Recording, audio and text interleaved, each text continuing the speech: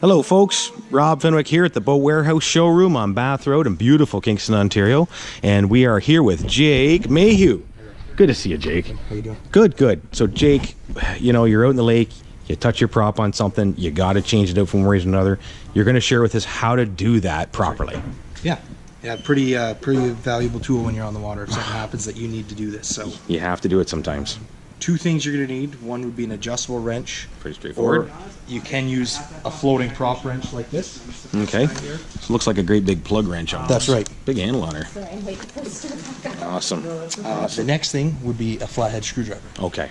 So the only reason you're using this is there's two tabs here. Oh yeah. So you've got a brass prop nut, and you've got two tabs that are actually going to be folded up around the side of the prop here. Oh yeah. So when the nut's down, they bend up and hold on to the. That's right. Gotcha. So the first thing you're going to do is actually stick the screwdriver in and flatten those. Now I've already done it just to make the video a little quicker for us. But, of course. So secondly, you would take the brass nut off. Okay, it's going to be a little tight coming off of there, right? Because the nylec's going to grip. Yeah. So you're going to use your adjustable again. I loosened it, so. Can I see that for a second? Made it a little easier for us. You can see the nylec at the top there. When that's touching the threads right here, it's going to be tight, but you just keep coming onto it until it backs off, and away you go. So. Thank you, sir. So you want to make sure you don't lose that. Don't lose that. If you're doing it in the water, don't lose it. Don't lose it. Put it at the back of the boat, or let someone hang on to it. Mm-hmm. Next thing is you're going to take this tab off. Okay, that's those are the tabs that you bent flat. They were up. Yep. Okay, gotcha. Don't lose that either, folks. Put that aside, and then the prop can actually come off. Okay. So you can pull that off. Okay. Inside of there, you've got the spline shaft. So this will come out. And this is actually going to line up with the splines on your prop shaft. So that's going to fit, just again, when we put this back together. I'm just going to show you. There's only one way it can go in. And there's little grooves inside in here in the prop that it will slide into. Okay. And remember, that's facing you. So that's going to face you. This little metal part here is going to face you when you put the prop back on. Okay, gotcha. Makes sense. Next thing, again, we're going to keep all that stuff together. There's only one more piece on there, which is the thrust washer. I've heard about those. So that's going to go with the flat side towards the back of the boat. Okay, I got you. So flat side down, the contoured edge is going to face you. Okay, there's the edge is facing out, because I guess if that was on backwards, the prop's going to sit out the wrong way. That's right. It's going to sit out too far. Yeah, right. And if you don't put it on at all, your prop's going to rub against the housing. That's right. Okay, so there's your thrust washer. You see, folks, there, nice little groove. So we're going to put that guy back on for now.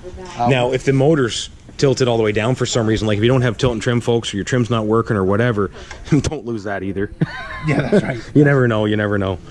So yeah, you should trim it up a bit. Obviously, you're going to try and get this out of the water as much as you can. But if you can pull the boat out of the water, it's going to be much easier. You won't lose anything. Make sure. One thing I'm going to show you, and I'm just going to show you on a different prop here. When you buy a new prop, you're going to have all of these pieces that we've taken off, and it's called a hub kit. They're going to come in a little box separately. Oh, they don't come inside the prop. Nope, it'll come with the prop for the most part, depending on the prop that you buy. Most Merc props will actually come with, they call it a Flow Torque 2 hub kit. Oh yeah. And that will come with these pieces, the thrust washer. So pretty much everything you need to put the prop together. Awesome. The only thing that you'll have to do, if you do buy a new prop, is you're now going to have to put the hub. This is a plastic hub, which this is the prop here that we took off. It's already inside. It's already inside. So what we've done here when we put this on originally is we've actually tapped this and sort of hammered it in so that it stays in there. Right.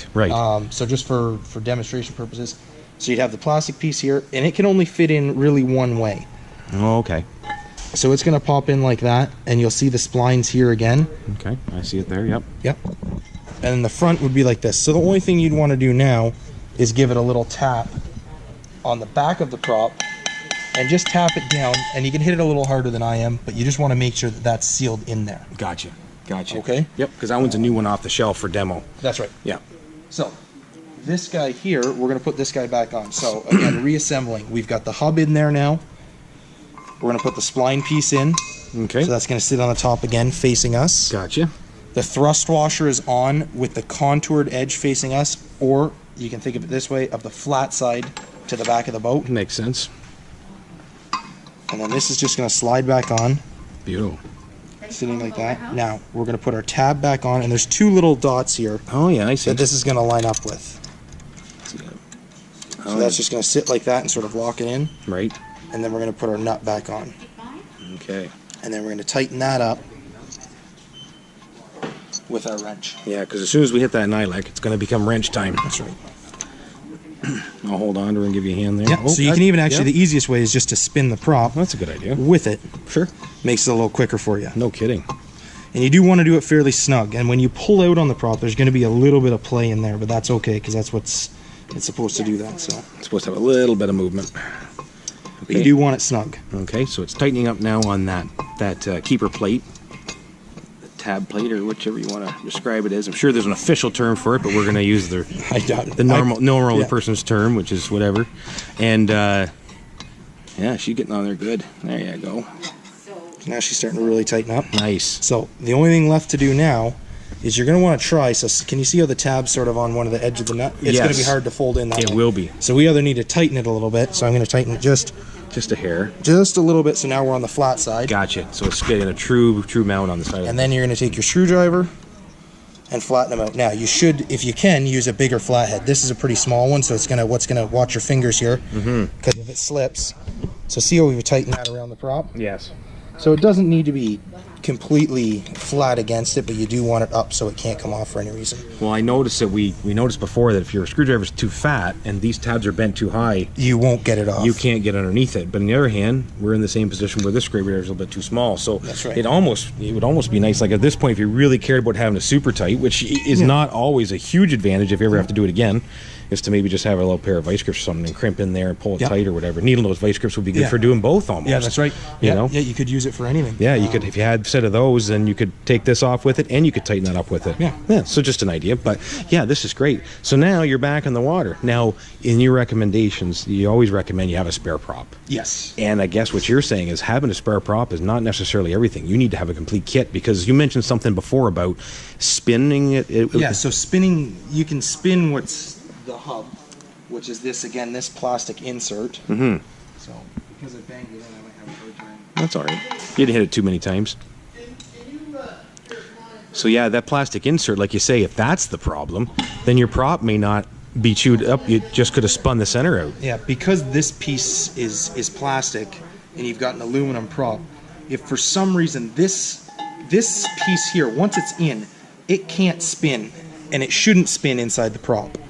But if for any reason that does spin inside the prop, that means that the plastic is worn away. Right. And now your prop isn't going to spin. Your plastic hub is going to spin because it's what's attached to the shaft. To the shaft. To the spline shaft. So yeah, so that's the thing. That's another reason that maybe you don't need to buy a new prop. Maybe you just need to buy a hub kit. That's right. But on the other hand, like you say, if you're out in the lake and you look and you, for some reason, I mean, I'm trying to think about when you would, I suppose, like maybe if you got a ski rope wound around here and you were coming onto it hard, maybe it wouldn't hurt the prop, but it would spin the hub out. Yeah, that's right. I'm trying to think of an example of when that might happen. And then you're like, hey, how come that isn't turning? There's no damage to the prop itself. The damage is actually to that piece on the inside. That's right. That's where it's nice to have the complete kit. Because I do know people, and they keep a spare prop, but I don't know if they have the complete package.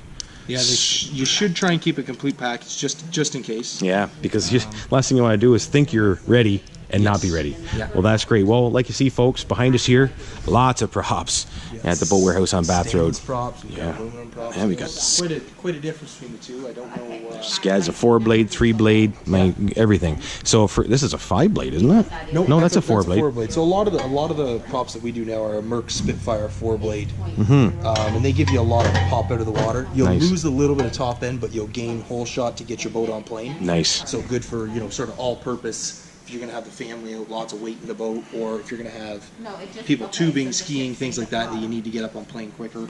Well, I know you guys are prop experts here, so folks, if you're looking for, look at that. Isn't that beautiful? Stainless as well. So. Hollow. I like stainless. Shiny. I like shiny. It is, but it's less forgiving. So it's great for performance because it's a much heavier metal. So if you hit something with a stainless prop, so there's good and the bad. If you hit something with stainless, you could do damage to the lower unit of your prop. It doesn't give. Or sorry, the lower unit of your engine. Yes. Yeah, there's no give to it. So that's why it's a little bit better in the water. It's going to pop you out of the water quicker because the blades don't flex when you hammer on the throttle. It's amazing to think that these flex at all. It's hard to picture. It's amazing.